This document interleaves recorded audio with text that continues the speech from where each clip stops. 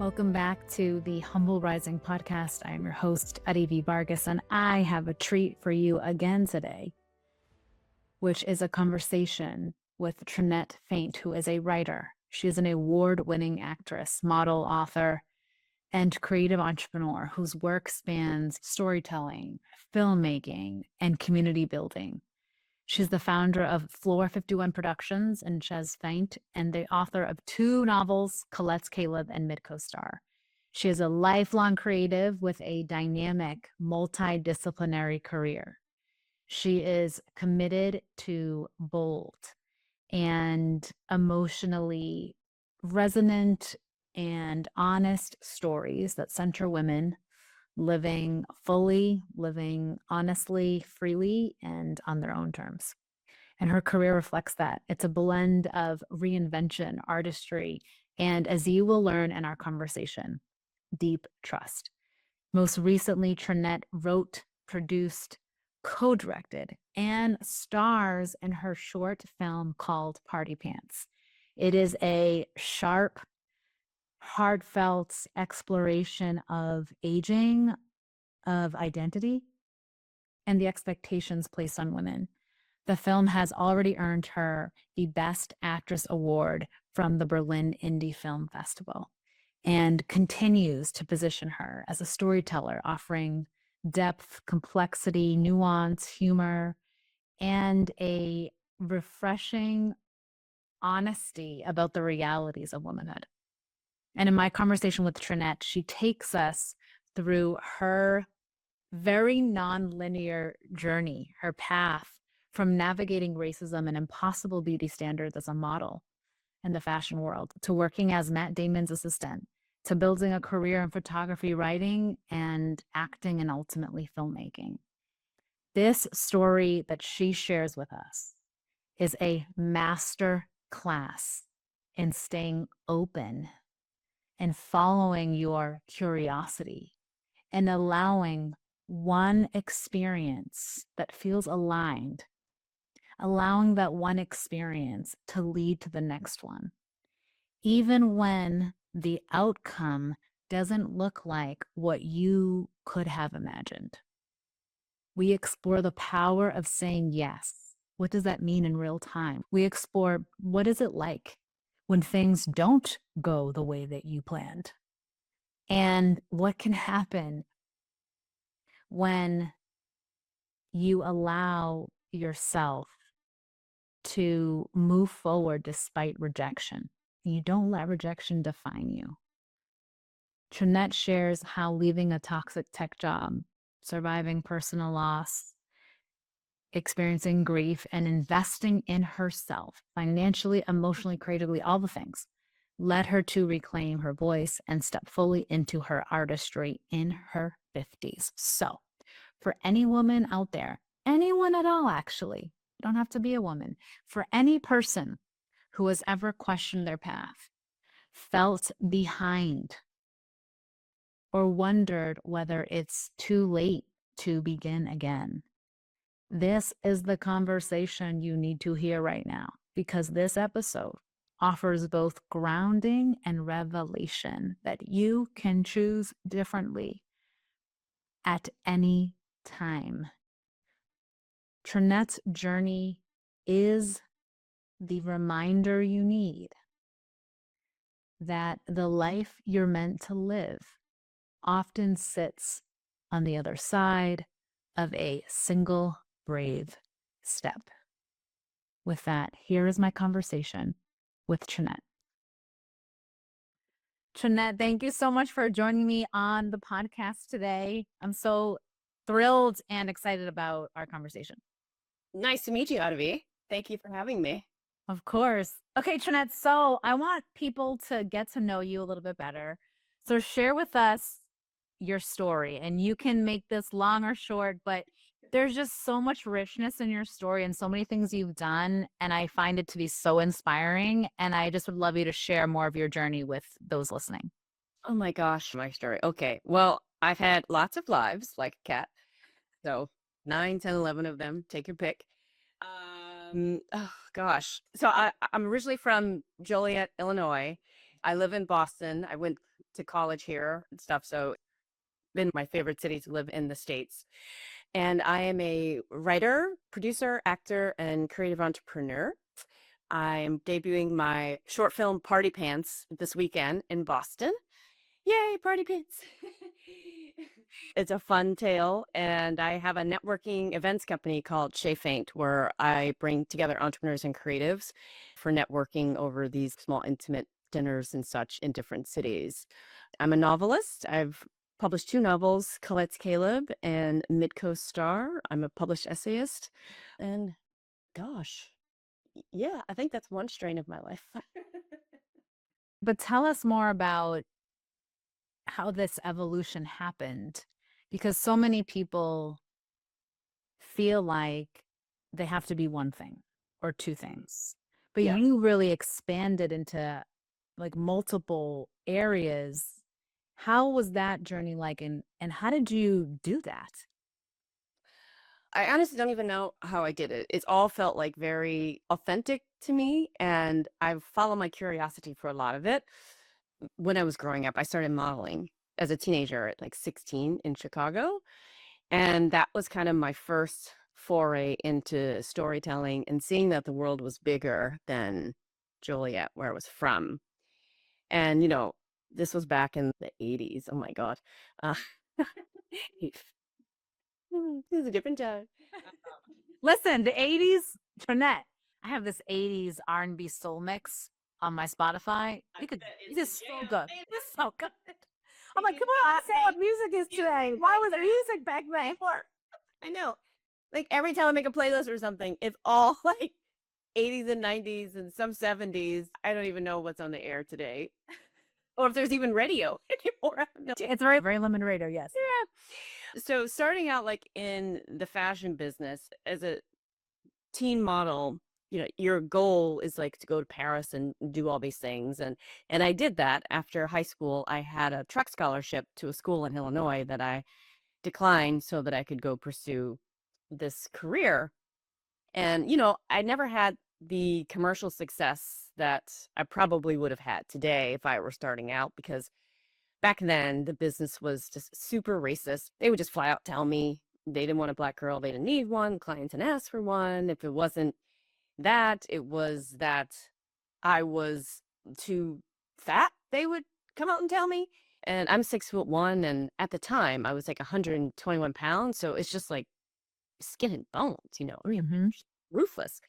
So there was basically all these things I couldn't change about myself, and I didn't really want to change them about myself either. It's like, this is me, take it or leave it thing. So because that career or that path, high fashion path, didn't work out, I ended up going back to college after a couple of years of like really giving that the hard push. But I just figured that is not a sword I'm going to die on, like making myself anorexic and doing all these crazy things. So when I went back to college, the school I went to Emerson. They have a program in LA and they have a program in Europe, in the Netherlands. So I did my semester abroad in the Netherlands, and that was my first. Well, no, I'd been to Paris before as a young model, but doing a semester and traveling all over the place and like really studying art history to the degree that we were studying it, and literature, and doing all these things, it just really opened my mind up to a bigger world and culture, like beyond fashion. And then after I did that program, my last semester, I went to our LA program.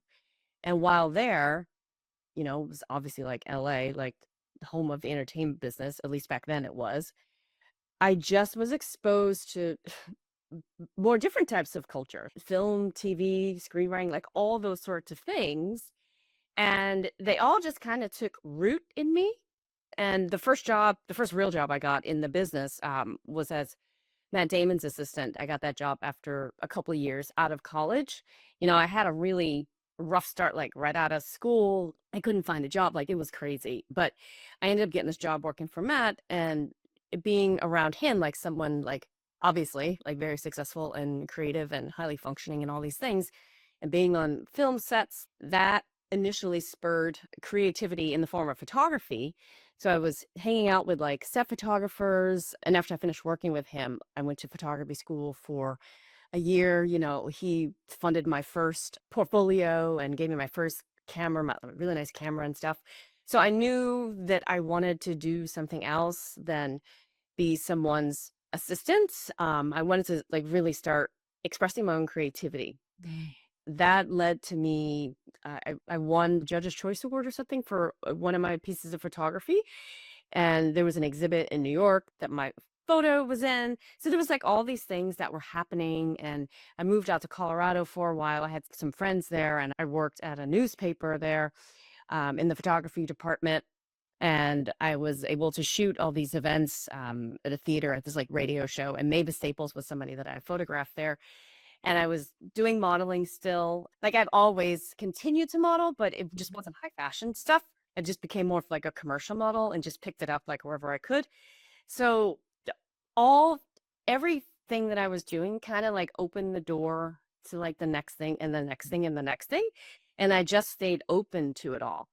And eventually I would win Harper's Bazaar's Fabulous at Every Age contest. I was their first winner. And because of that, I had won all this money. It was sponsored by Estee Lauder. That I opened up my first online beauty store that was an inclusive place for women of color, especially to get, skincare, hair care, all the things in one place because I was so discriminated against as a model, as a Black model, and there was no products for us back then, not like today. The market, it was just very, very different. So, as a teenager, I had this idea that I would love to have a store, a brick and mortar, because the internet didn't exist then, a brick and mortar that included all these products, like everything from like nylons to band-aids that were like the right colors for us, these things that exist on the market now, but they were not commonplace then. So I had this store and it was an online thing. I used my money for that, my winnings from Estee Lauder. And I ran that for a couple of years, but it was just like too hard to compete with like a Sephora or something because I was doing like everything. But one great thing that came of it was Emerson had asked me back to speak to the students at this entrepreneurial symposium that they were having. And in that conversation, when I was in the keynote, I had mentioned that I one day wanted to work for Bobbi Brown for her brand because she went to Emerson also. And when I was an undergrad at Emerson, we didn't have a gym, which sounds kind of crazy because I played basketball for a year. We used to practice at the Mass Art Gym, which is like wild. But when I went back and was doing this keynote, I guess 10 years later, maybe whatever it was, there was now a Bobbi Brown gym that her and her husband had donated to the school and created. So this event was in this gym. So I had said, oh, it's not lost to me that now I'm in this Bobbi Brown gym. It felt like this full circle kind of moment. So one of the executives from the school came up to me after the keynote and said, oh, have you met her yet? And I said, I'd love to one day though. And they said, oh, look at that. The alumni department. Oh, okay, cool. So they reached out to Bobbi, and like a week later, I was down in Soho in front of Bobbi Brown, like my icon, right? I don't like what, right? And she was just like so nice and so open, and she basically like hired me as a freelance makeup artist. She's like, oh, have you ever thought about doing makeup? And I said, oh, well, I have money. I can't go back to school and like take these classes at Emerson now because now there's like this makeup program as a result of her having gone there. And she goes, oh, no, I'll get you trained. You can like work for me. And I just thought that was the most generous thing that I've ever heard of anybody doing. Like, here's this woman with this massively successful brand. And then there's me with my online beauty store selling products, not selling her brand, but like smaller products. And obviously she had no reason to be threatened by me, but but it was just like super generous. So she trained me, well, not her personally, but she got me trained and I started working for years as a freelance Bobbi Brown artist. And obviously that is another form of creativity and opened up other doors. And it was just like this really positive experience that I had as a result of that. And she was just this like powerful person, like this wonderful mentor in my life. And the best piece of advice that she had ever given me, she was like, just be open. Like, you don't know what opportunity is going to come out of anything. Just be open. And I was like, okay. And I just, from then on, proceeded with my life being open. and following curiosity about different things, which has more or less like led me to where I am today. Yeah. But it is one thing leading to another. You saying yes, right? And you Right. saying, okay, I'm going to try it. And then allowing things to happen for you. I'm curious, were there things that you did want that you didn't get? Like you were open to opportunity, you were excited about something, but it didn't work out. And then you kind of, most people, they panic a bit or they're like, what am I going to do now? Or Yeah. they can't see the next step that clearly. Right. So did that happen for you? And when did that happen? How did you manage that? Well, the biggest thing that I wanted was a commercially successful high fashion modeling career. And it just didn't happen. And after a while, I just had to make peace with the fact that it was not going to happen. Like that business is just rooted in youth and being deathly thin, which I am not. Yeah. So You were thin, it's so thin. crazy. However, no experience is bad experience. And after the time, right before I moved to Colorado, when I finished working with Matt, I lived in Maine for a summer. It's just like weird how life just will give you what you need. And Yes. yeah, so I moved up to Camden, Maine for a summer because I'd worked for Matt for a couple of years and it was fantastic, but it was like completely hectic and I didn't have like my own life or control of my own schedule and that sort of thing. Mm-hmm. As I wouldn't expect to, but I kind of wanted my own thing after a while. So I left, I went to photography school. I just kind of took a break and I moved to Maine. I had a friend there from college. She's like, oh, just come up for the summer, just hang out. And I don't know if you've been up to Maine in the summer, but it is fantastic. Beautiful. Gorgeous, right? So I got this waitressing job. I knew someone whose father owned this restaurant. And, they gave me a job and I rented a room in a house a mile outside of town for $300 a month. This was predating Airbnb. Like it was a radical idea. Yeah. Yes, that's right. It's radical back then. You're like, wait, why are you renting a room In a stranger's house, right? But it was like the absolute best experience. So for that summer, I was just serving up lobsters and fried clams or whatever it was and dark and stormies. And nobody knew that I'd like worked in the business because, especially in LA, first thing people ask you is like, oh, what do you do? And you try to just be vague. I would be like, oh, I just, work in production. Like, 'cause everybody works in production in LA. And well, who do you work for? And like, just people just keep picking. And so finally, I would say, oh, I work for Matt, his assistant. And then, oh my God, well, I just have this script that I've been trying to get to him, blah, blah. Can you get it to him? And it's like this whole thing. So your defenses like really go up. And I built like this complete wall around me because you never know like what people's motives are and all these things. So when I went to Maine, it was fantastic because nobody knew any of that. And I was just there to serve up their lobster rolls. It was great. Let me tell you, I went from like flying in private planes to just like getting a refill on your iced tea. And it was glorious. But during that time, one day I show up at work and the hostess, who I had not had many ships with crossover, so I didn't know her very well, she comes up to me and she's like, oh, my mom is editor-in-chief of this knitting magazine. And I told her about you because they're looking for models and they would love to have like more Black models. Would you be interested? So I chatted with her mom, and that began a years-long relationship with Interweave Press, and I did all these modeling jobs for them. So I became like this knitting model. I saw that on your website, and I was like, oh my God, this is amazing. Money is money, a job is a job. But the people were so incredibly friendly and nice, and I was so warmly accepted into this space where I had not been accepted in the high fashion space. And I'm built like a high fashion model. I am 6'1". And I grew up doing runway stuff in Chicago, like the whole thing. I was a size 0 forever. How did I get skinnier than that? What did they suggest I do? It was like retarded. So I was never accepted there, but the knitting people like accepted me with like open arms. So I started doing all these jobs. And then just like randomly, when I moved to Colorado, their headquarters for the magazine was in Colorado. So I was able to continue doing that work while I was in Denver. And I mean, I worked for them for years. I did like so many different things. And one of the women that I met during that time, she is the woman who had reached out to me over COVID. I hadn't seen her in about 15 years. And she asked me kind of where I was in the world because she was working on Vogue knitting and if I could come and shoot for them in Maine. And this was early days of COVID, and I was in California at the time. And so I was like, hell to the yeah. Vogue. It's Vogue. So I suited up in my like that space suit, whatever it was, early COVID, that thing.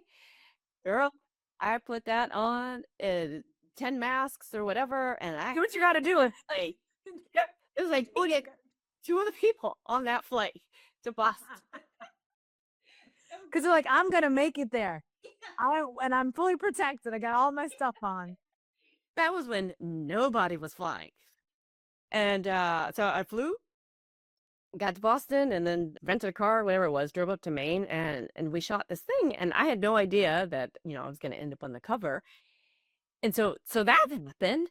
And I was, gosh, I was late 40s then, I guess, right? When that happened? Yeah, this was 21 or something like that. And I could not believe that from way earlier, that time in Maine, all these years later, opened up the door to this Vogue knitting cover. Like, it was crazy.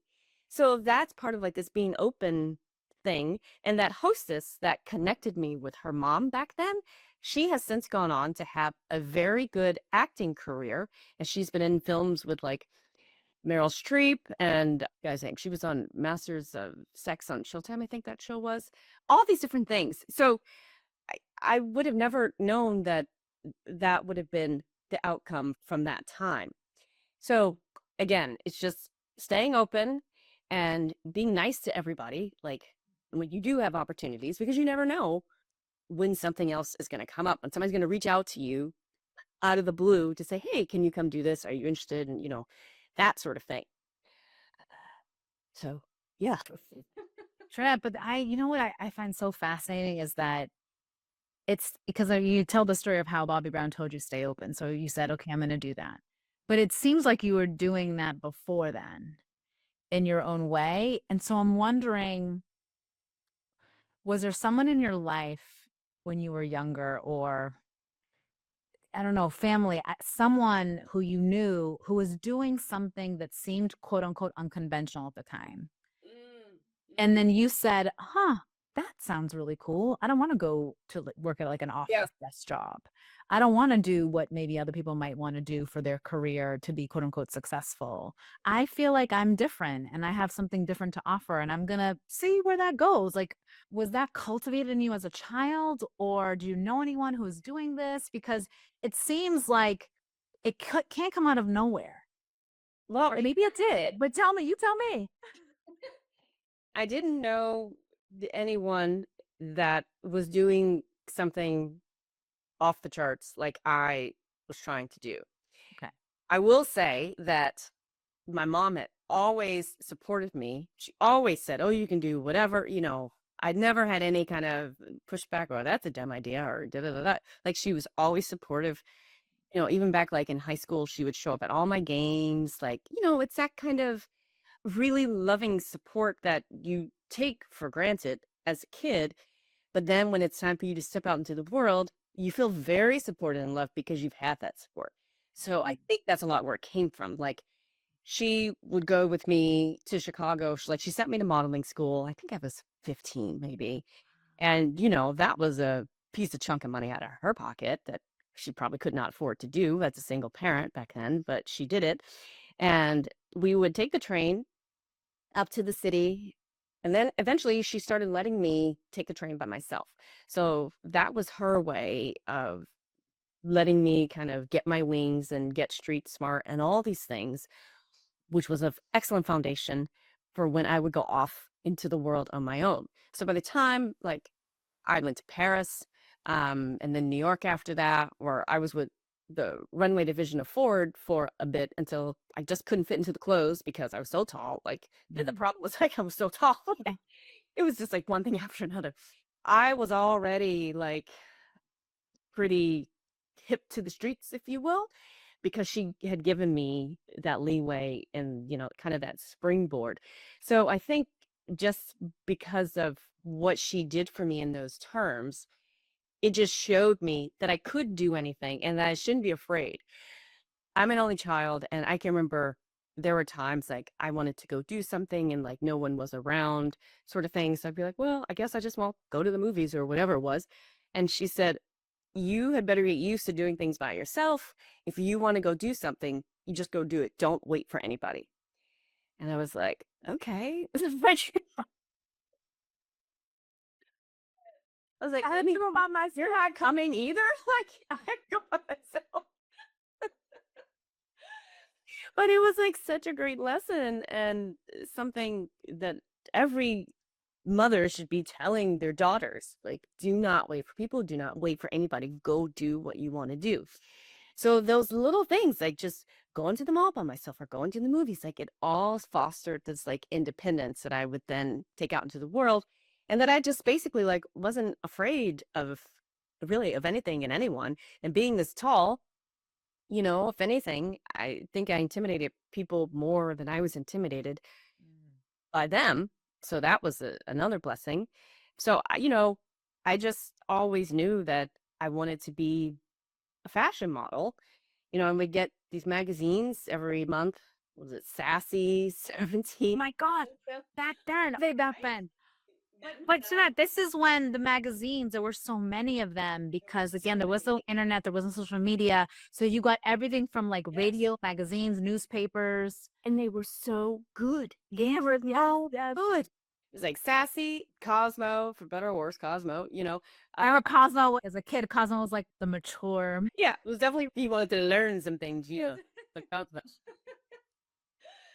But I used to get all those and I would read them. And, even the stories in them, different feature articles about people everywhere doing things in life, it just kind of opened me up to this other world. It was a form of escape from this small place where I was from as a student athlete, which I loved. That was a thing. Illinois, you can be an athlete or you just go to school locally or something, whatever.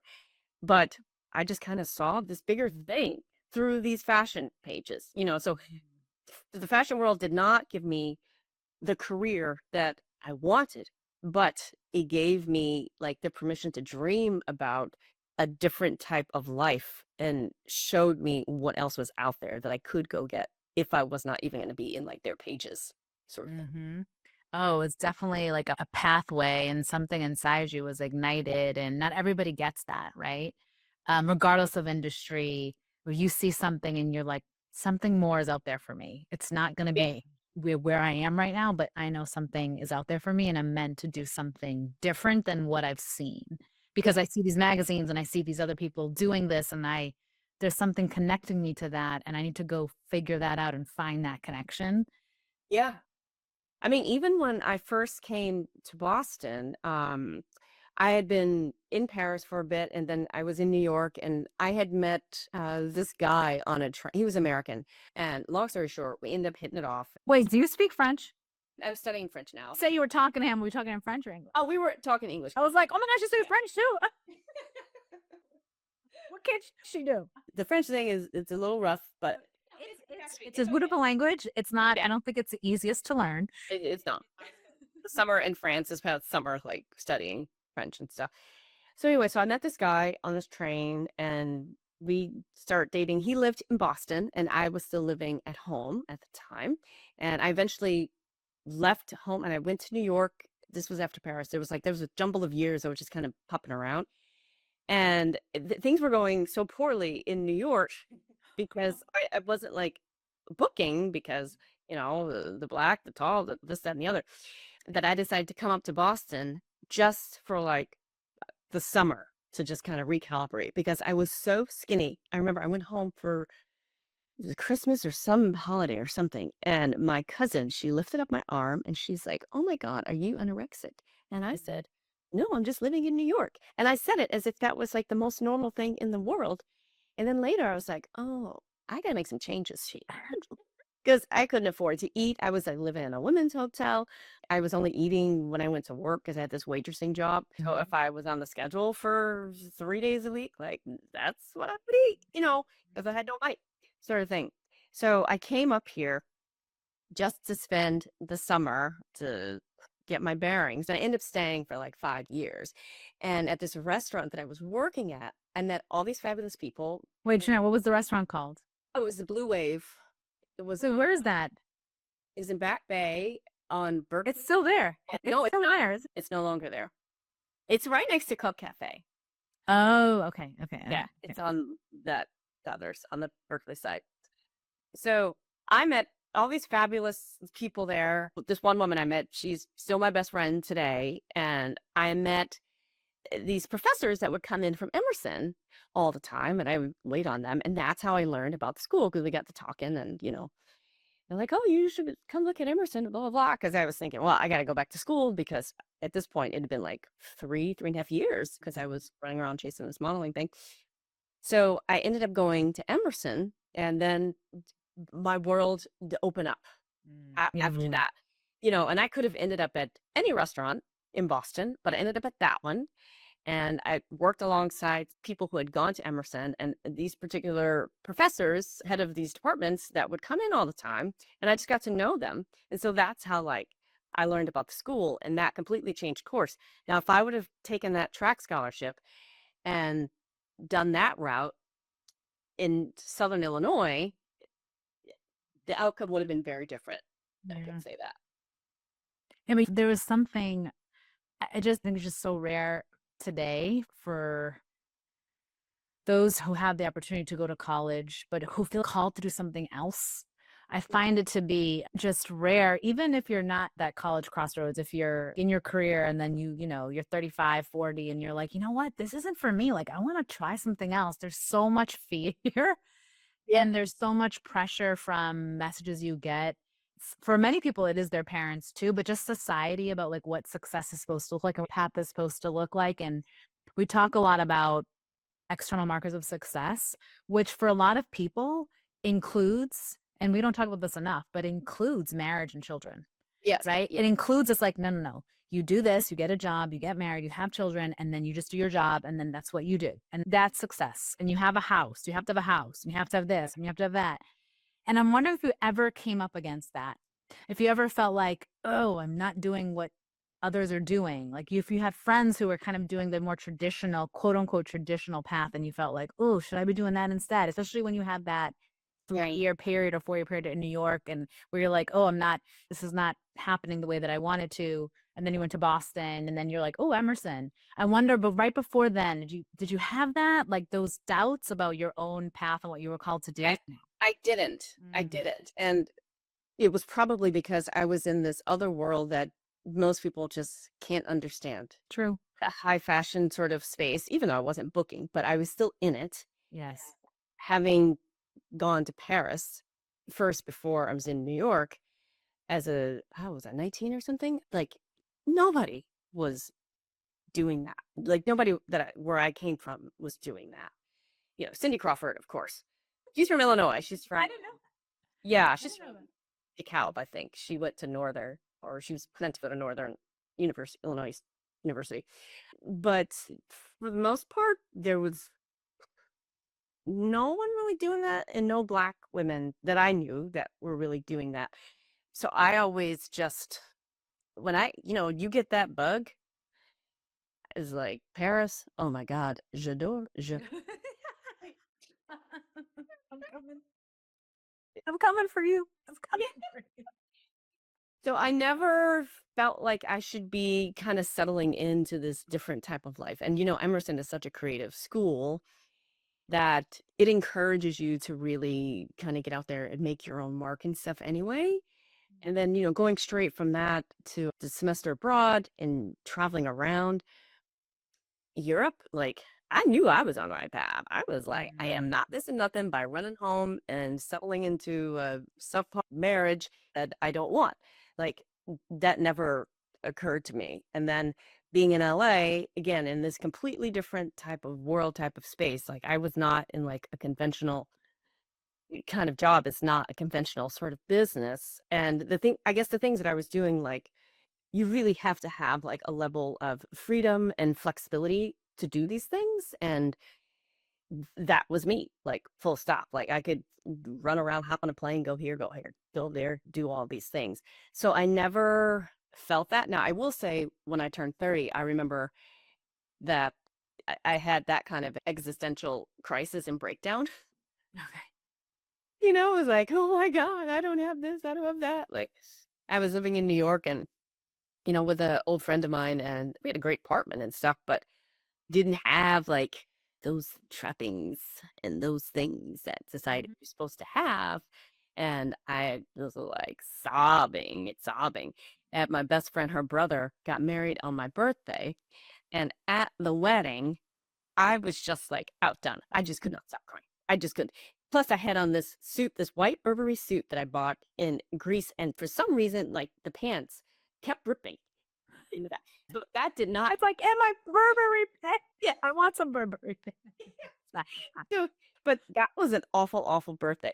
But then after that, like the next year, I turned 31. I was like, what was I so upset for? Like, last year. And then I've never felt that way since. I mean, I suppose every woman goes through that at some point, especially those of us who are not married and have children and stuff, or not where we think we should be. So I had it at 30, and I just turned 54 last week, and I've yet to have it again. Oh, women that have children and are married, same existential crisis. It just looks different. But it's still I think there is, and mothers don't talk about it enough because there's a lot of shame around this. But I have 3 children. And I talk about that in this podcast with certain guests about, like, sometimes you're just like, I quit. Like, I quit. I mean, you can't quit, but sometimes you want to run away. Like, you just do.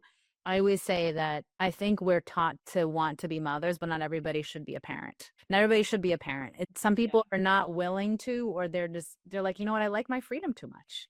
I like being able to do what I want. And because for me, if you're outsourcing all of your child's care, you're never home, I'm like, then you don't want to really be a parent, and that's okay, but at least admit that. So I do think mothers, especially those who, even if you stay home and take care of your kids or you have a big career, I still feel like there's this moment and moments of like, what is happening to me? What has to me? And I think it's still challenging, but I think we all have, it's not the same experience, but a similar, like, what is happening with my life? What am I doing with my life? What have I done with my life? Oh my God. Like that knees to the floor moment, or that, and my pants are ripping. I'm like, what's happening? Everything's falling out at the same time. It's like when it rains, it pours. Yes. Like, very relatable. Yeah. I mean, I never, ever had the desire to want kids. For me, it was always, if it's not 100% yes, then it's no. I love that. That's a great filter for making decisions. 100% yes is a no. And there were times where I thought, oh, I could see maybe having a child. And I had partners occasionally who had children, so that was fine. But like, it was just never 100%. And I saw the way my mom, raised me, and like, as an adult, I was like, oh my God, that must be expensive, because yes, all right. Yeah. She like, oh my God, I used to eat so much. Like, people used to threaten to call child services on her because they didn't think she was feeding me because it was so skinny. And she would be like, you understand, like, I can't keep food in. You just have a fast metabolism.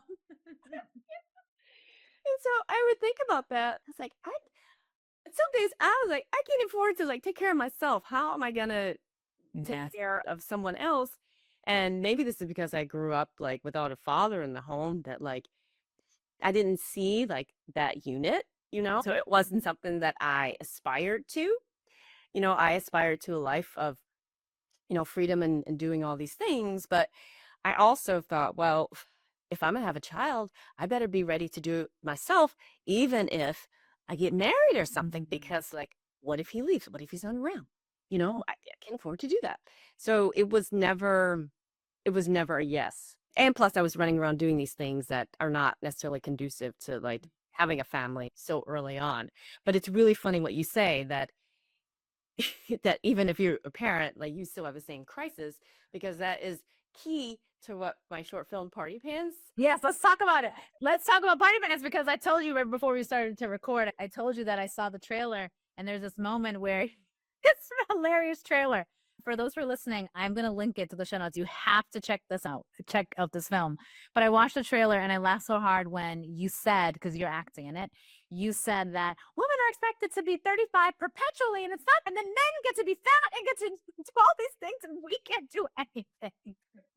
So Party Pants is about this woman who wakes up on this fateful morning. She wakes up on the wrong side of the baguette, as the poster says, and she is wrestling with her anxieties, insecurities, questioning her life, her marriage, and her future through the lens of never having been to Paris. And some of that is like wrapped into her having just become an empty nester, having lost her daughter to college and stuff. So on this one morning, God bless her husband, is on the receiving end of this. She kind of takes it there. Like, it is a full meltdown. And on top of all that, these pair of pants don't fit her anymore. Right? And he goes, I think it's the pants. And she is basing everything around these stupid pair of pants. And I can remember the reason I even came up with this concept. I was in the gym one day and I had this pair of pants here at home that I bought not that long ago, like a year ago, maybe. But something happens with the body between 53 and 54. I will tell you that. And they just didn't fit exactly the same. And I'm in the gym and I'm watching this trainer train someone, and this trainer lady, like the most perfect legs and butt. And I was just like, oh my God. So I'm getting competitive in my head, doing the press or whatever. As many of us that I do that too. Meanwhile, like my knee is killing me because, I've had like 2 knee surgeries, a partial replacement, like all the shit that comes, it's all come for everybody. And so it's coming for you too if you're listening. It's coming. Yeah. That HRT patch, like the knee surgery, like everything is just coming. It's just waiting. And the second you're walking across the street looking cute in your outfit, it's just gonna pop and knock you in the head. It's so true though. Sometimes I wake up and I'm like, what's that? Why am I hurting there? What happened? I need my heating pad. And now you get it when you remember when your parents used to stand up or do something and they were like, doing it up. Oh God. Oof. Oof. And I'm the only one in the Pilates class, like breathing so loudly and so hard. I'm like, oh, it just hurts after a while. It just hurts. So I'm like getting super competitive in my head over this woman who could be my daughter, basically, like training someone. She's not even doing the exercise. It's just like training someone. And I'm just like lost in my head. And I came home and I looked at those pants and I was like, I'll just be damned. So I wrote that story. Like, it didn't even take me that long because it's like, it's in all of us, basically. The only difference I have is, I don't have a child that has gone off to college or something, but I certainly could empathize with Fiona, and especially because she had not been to Paris, so she's just feeling very much like, why have we not been there? Is this my life? Like, don't you want something more? Like, all this stuff. It resolves itself nicely at the end, but yeah. So it's a fun movie that I think a lot of us Gen Xers would enjoy.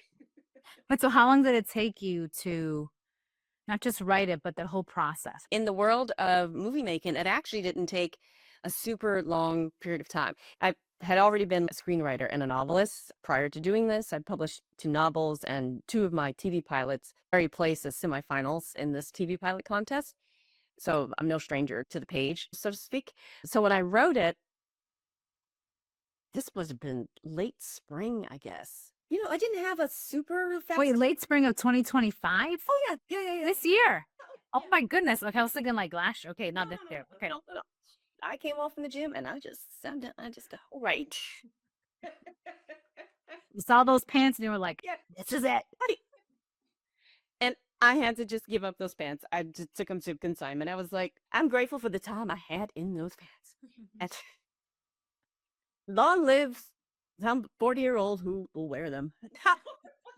So I wrote it And then I had sent it off to a couple people to produce it and direct it, people that I knew.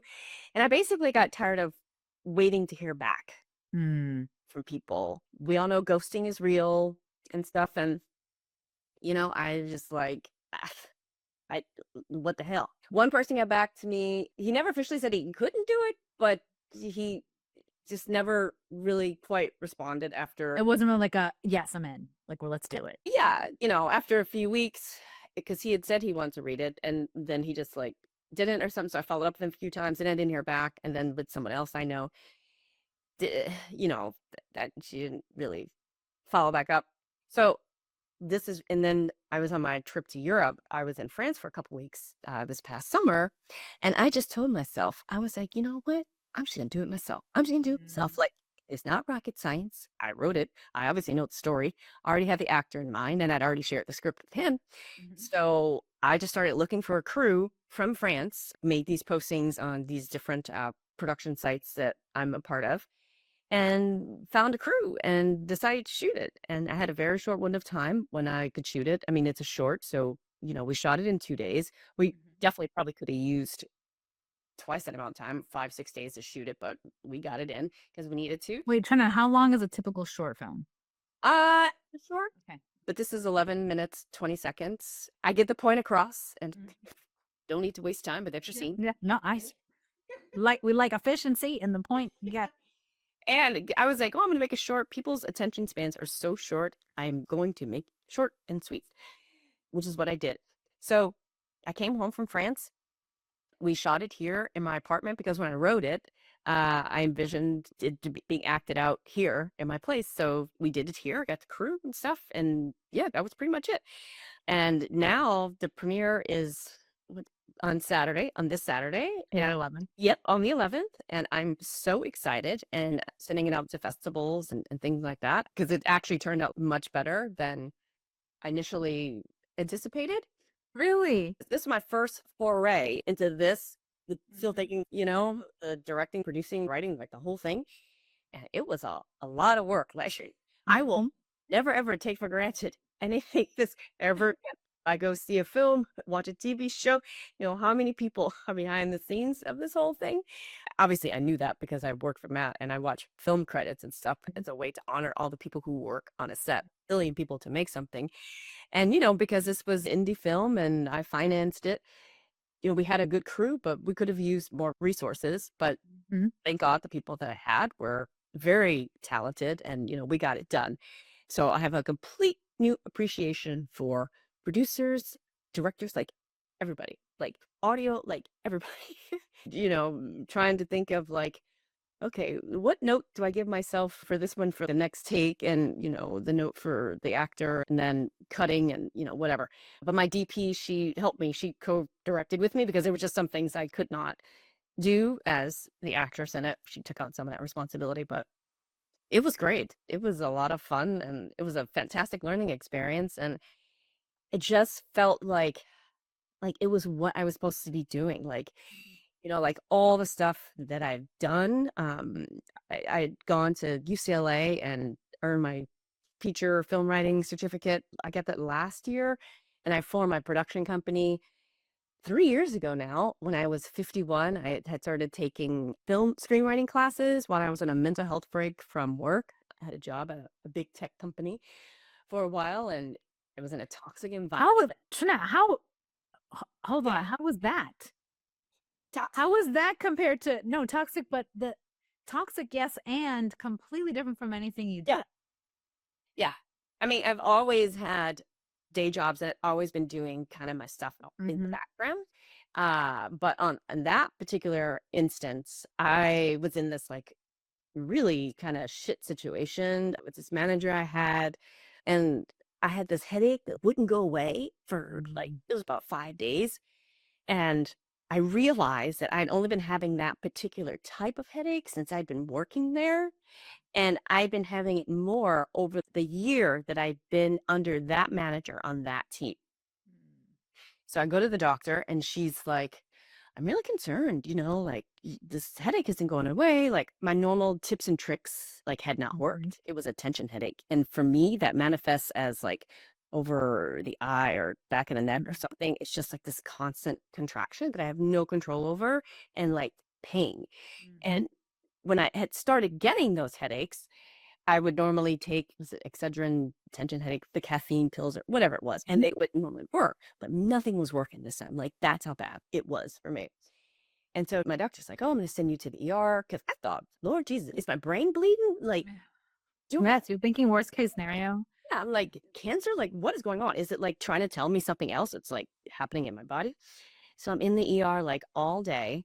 I'm just like sobbing because I'm like so tense. I'm so stressed, like the whole thing all day. I do all these tests, and the ER doc, this woman, she said, "Jobs don't love you back. You're not going back to work. Take a break." And I was like, okay. So she wrote me a note, and I did not go back. It took 3 months because we got 3 months of full pay. So I was like, I didn't go back. Yes. So it was during that time, like after I caught up on sleep and like my nervous system calmed down, that I started doing these screenwriting classes because my novel, Colette's Caleb, I always knew that that would make a good series or something. And I wanted to learn how to write it as a screenplay. So I started taking these classes. And I was doing all these other things like in that space. And I formed my production company, Floor 51 Productions, because basically to serve as a reminder to myself and other women that you can change the course of your life at any time. That I was making this concerted effort at 51 to switch the direction of my life. And it started for me by taking these classes and telling stories in a way that I had not seen them being told before. So yeah. So then last November, almost a year now, when I lost my job at said tech company after 6.5 years, it was terrifying at first, of course, because it's destabilizing. Like no matter how toxic, it's a paycheck and it's equity and it's insurance, all that stuff. Yeah. But it wasn't my life. And I had started setting a path for myself at 51 when that happened on my mental health break. And I said to myself, I'm never going to let a job make me feel like that job on that team was making me feel. It's just, what is the point of that? Not doing that again. So when I got to this point, I had just lost my dog and then a job like a week or 2 weeks later. And then I had to have that second knee surgery on the same. Oh, when it rains, it pours. Yeah. Yeah. Because I was still in a lot of pain. So they had to go in and do whatever. And all this happened within a few weeks of each other. So December, January was just filled with grief, pain, physical recovery, like all these things. And so I said, you know what? I'm going to use this as an opportunity. The first set of my life has looked like this. I don't necessarily want to look like that again. Like I'm going to forge a new path forward. So I said, I'm going to take like this, as I'm calling a creative gap year, and just like really put myself fully into all my creative endeavors and just balls to the wall. Just do it.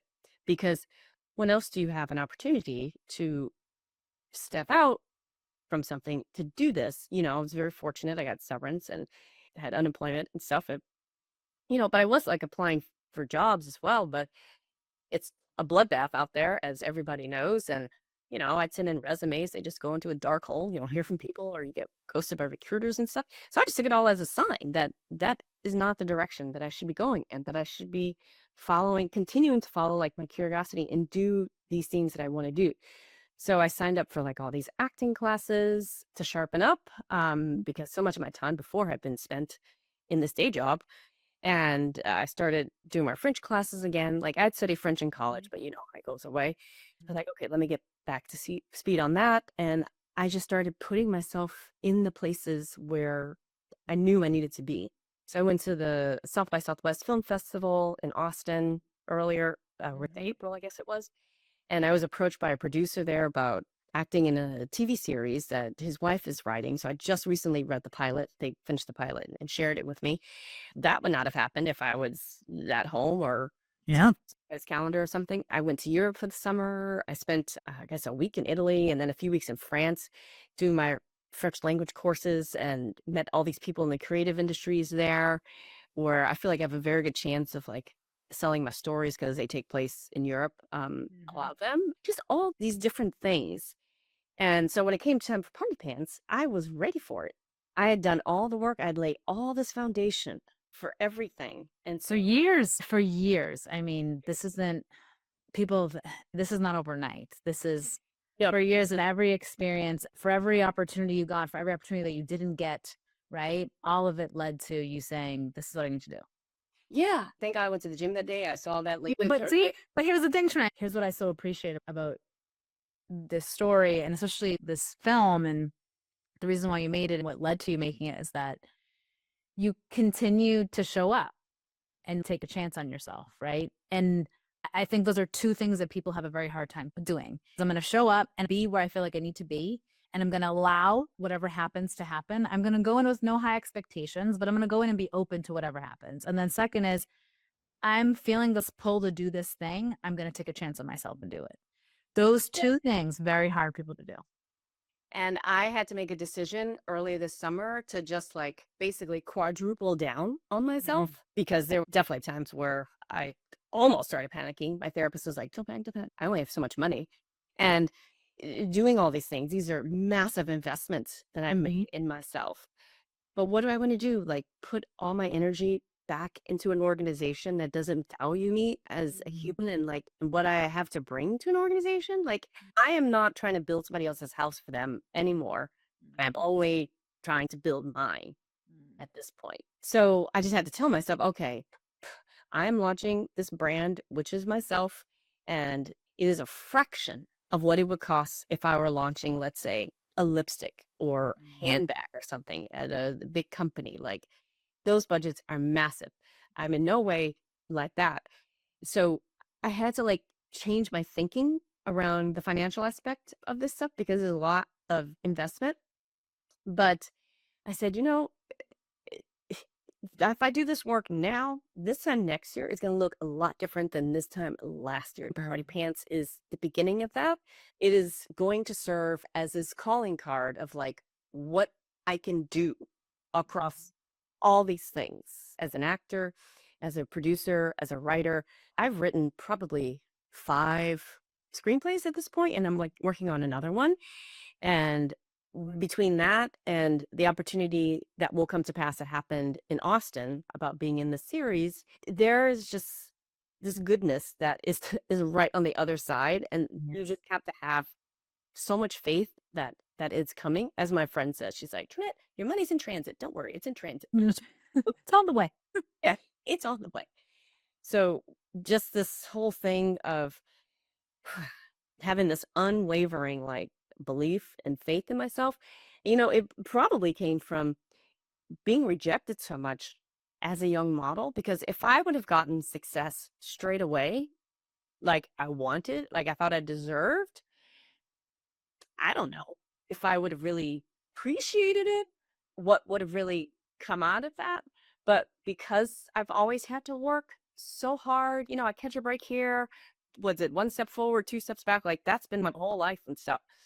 So now, like, when something comes to me, which it is, like, I'm ready for it. Like, I have built the foundation. I've set up my life. I'm older now. I'll kind of know what to do with everything. Oh, Jeanette. I have the conversations now with people.